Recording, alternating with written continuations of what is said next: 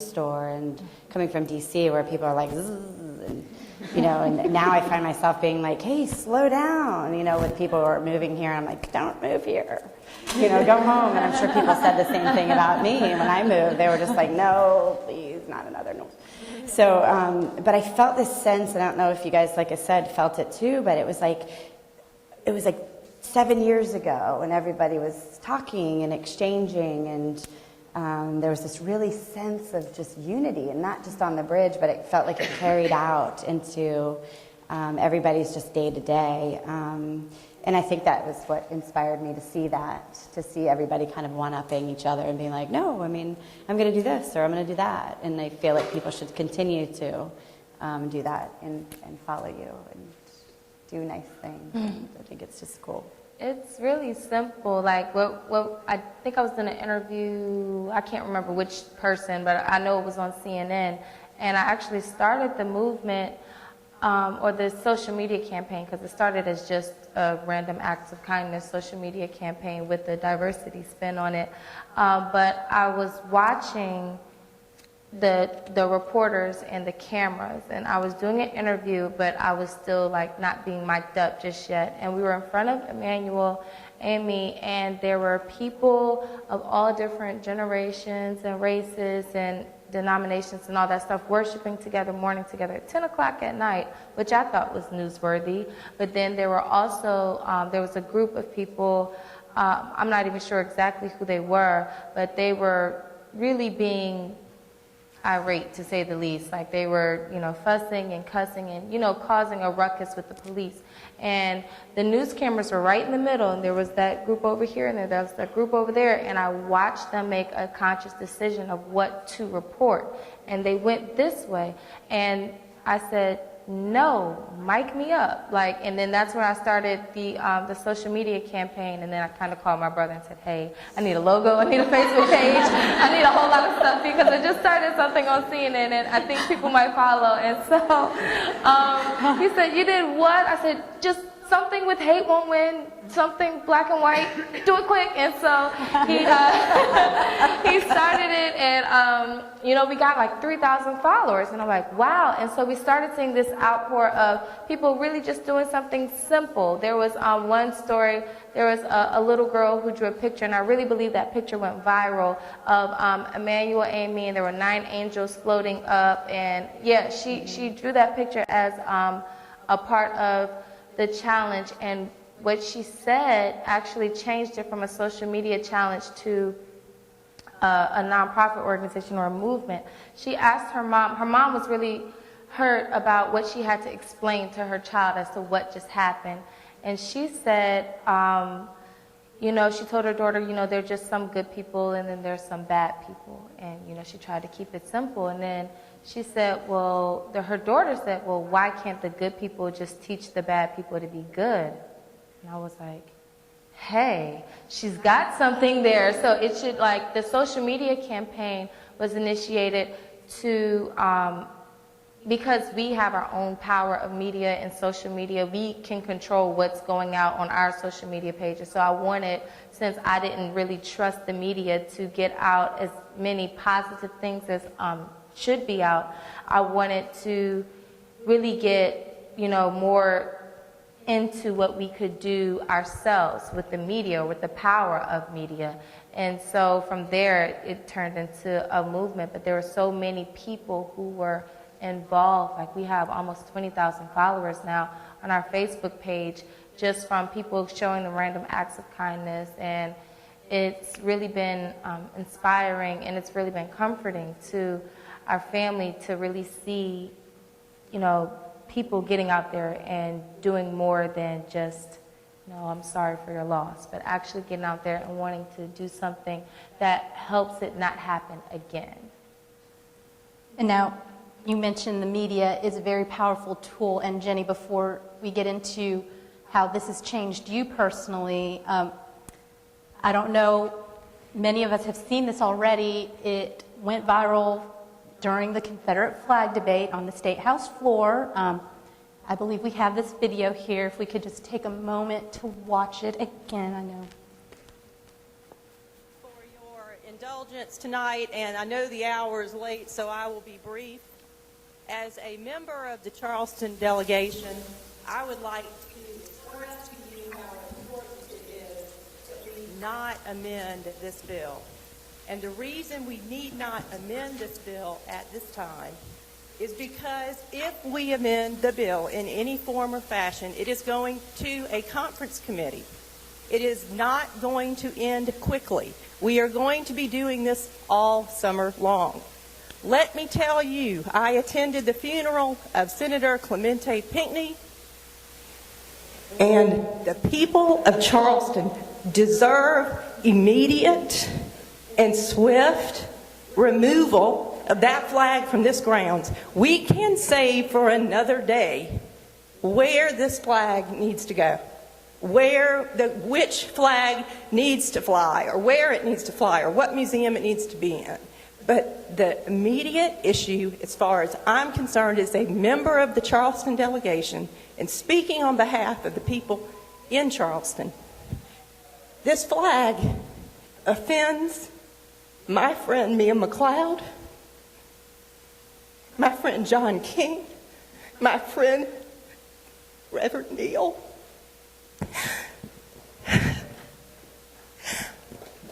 I cannot believe that we do not have the heart in this body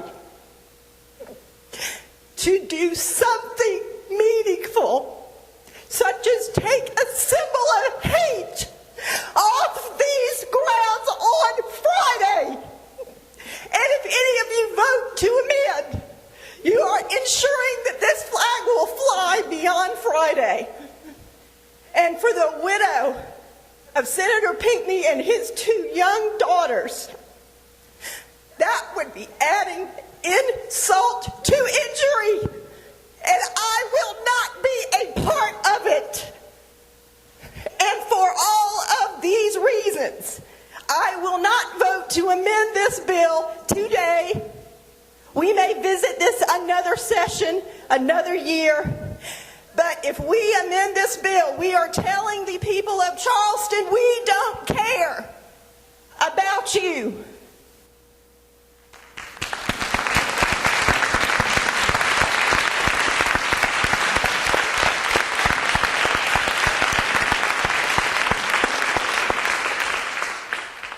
And that was incredibly powerful, emotional. You just got a standing ovation. Tell us, what was going through your mind when you stood up there before your colleagues? You know, you had ties to the Confederacy. This was something that wasn't even being spoken about before the Emanuel 9 shooting. What was going through your mind? Well, first of all, what was going through my mind is that we'd been there a long time.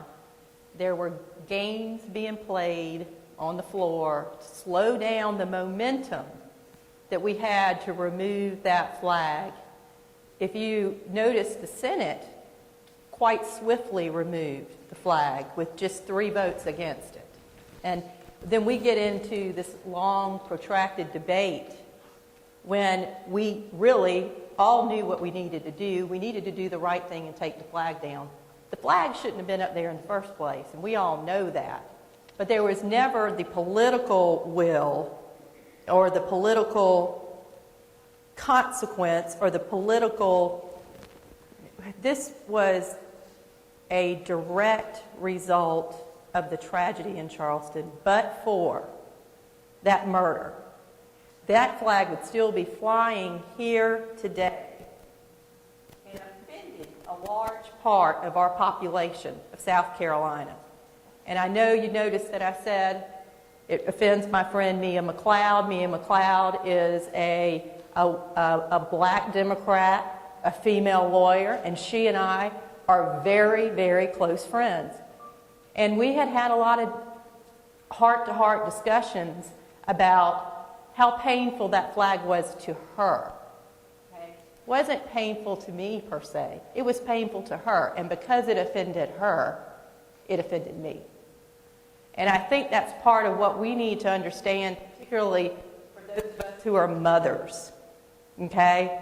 There are a whole lot of similarities between women. In fact, I would venture to say that women are the future of this country because we have traditionally not been involved in public life, in public office. And I'm going to encourage, particularly women of your generation, you are just a little bit younger than I am, not much. But the solution lies with your generation and my generation. We can do some things like take a flag off of the State House dome. That flag has been there my entire life. It was put up in 1961. I've lived here all my life. We all knew it didn't belong there. But the population of the legislature didn't reflect the population of the people. And that's what you have to remember. There are fewer than 10% of women in the General Assembly of South Carolina. And I would like to encourage those of you who are thinking about running for public office, we need to do this. Women are the solution to all the problems that we have in this country that the leadership or the status quo is not willing to address. We've got to address these issues. And as women leaders, we have a duty to step up, speak out, and say what needs to be said and do what needs to be done. And we tend to do that as women. We tend to do it often. So for that, I just kind of put my mama voice on and said, enough is enough. It's time to take this thing down. We're playing around here. We've been there almost 12 hours at that point. We went into 1:15 in the morning before we got the flag down. It was an endurance test. And I, for one, was tired of all the rhetoric and the nonsense. The fact of the matter was that that flag did not belong there in the first place. And it needed to come down, especially in light of the blatant racism that was displayed as part of that hate crime. Because it was clearly racially motivated, and that is unacceptable in a civilized society in 2015 in South Carolina. Well, thank you.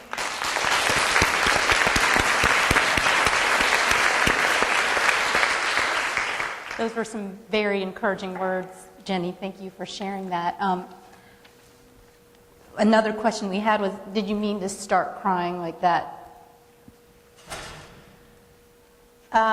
Those who know me well know that I don't cry, but I don't just cry because I'm sad or whatever. I cry when I get angry. And that was I was angry at some of the debate. If you go back and watch the entire debate, there's some really, really offensive things being said. And I just got offended. I was offended, I was tired, and I was angry. And of course, I had just come from Senator Pinckney's funeral, not long before that. There were a lot of us in the General Assembly who attended. It was so sad, yet so moving. And, I just felt like that I had to get up there and speak out because at that point we were losing it. And it was getting more and more difficult for us to maintain the momentum to get that flag down. Because that was the goal, was to slow down the momentum. We had the governor calling for the removal of the flag. We had the Senate remove the flag. We had presidential candidates call for the removal of the flag. And the House just seemed to bog down and dig in their heels. And it was something that could very well have gone the other way. And I think that those of us who have emotion and care about the state as much as we do, and care about the people in the state as much as we do, I can't help but get emotional when I think about Senator Pinckney's funeral. Just can't. Just can't. I mean, it is so hard to process that someone could have that much hate in their heart. So I love this young woman's platform and her movement, because love and understanding and tolerance of one another, of each other's children, that's how we're going to move this country forward. For those of us who have children, who want our children to live in a society where they're not targeted because of their appearance, their religion, or their language that they speak. And so I think we've got to have a real frank conversation about diversity and how important it is for women to stand up for the rights of all people, regardless of our differences, whatever those differences may be. And see, I like what you said about being offended. And I think that we need more people like you in higher places. Like, we need more women, because you had a moral obligation to do that. It was outside of whatever, jobs that you've ever had. That was your moral obligation to stand up for your friend, no matter who your friend was, or no matter what they looked like, what they talked like, who they worshiped, or what they even smelled like. And we need more people like that who are open to having relationships with people who are different, so that there's that moral obligation to stand up for what's wrong. Like, while, black people are at the brunt of a lot of this stuff, there are plenty other religions and demographics and of people who aren't being treated fairly, and where policies that were created weren't created with them in mind. And it goes on and on and on, and I could talk about it forever, but the point of it all is that if we're not showing that love to each other, then we're not creating that moral obligation to stand up for each other. And I'm glad you touched on that. I do want to talk a little bit more about your movement, Alana. Now we know we have local and state lawmakers supporting you, and all the way up to the President of the United States. I believe we have a picture of President Obama along with his wife, Michelle, and they are sporting their Hate Won't Win shirts and making their symbol. This movement that we know started through a CNN interview has gone global. How does this feel for you, knowing that it is making a difference and it's touching lives, and young people especially?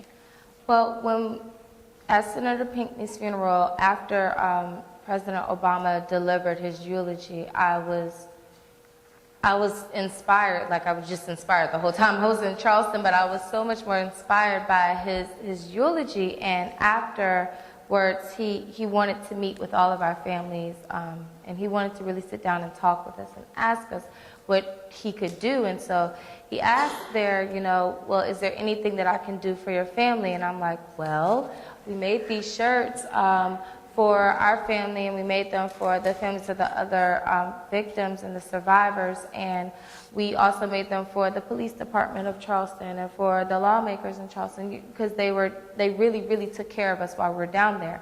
And so I gave him the shirt, and I said, well, you could help us to launch our social media challenge.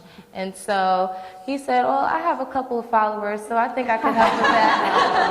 And so I said, okay, so, you ask the president to do something, no offense, but you don't really think that politicians are going to do what they say they're going to do. So he gets on the plane, and one of my friends, we were out to dinner after the funeral because we were starving, and so one of my friends screenshots this tweet, and they said, is this your shirt? And then we looked like, oh my God, it's our shirt. And then I couldn't believe he did. I was like, oh God, I should have asked him to lower taxes or something like that.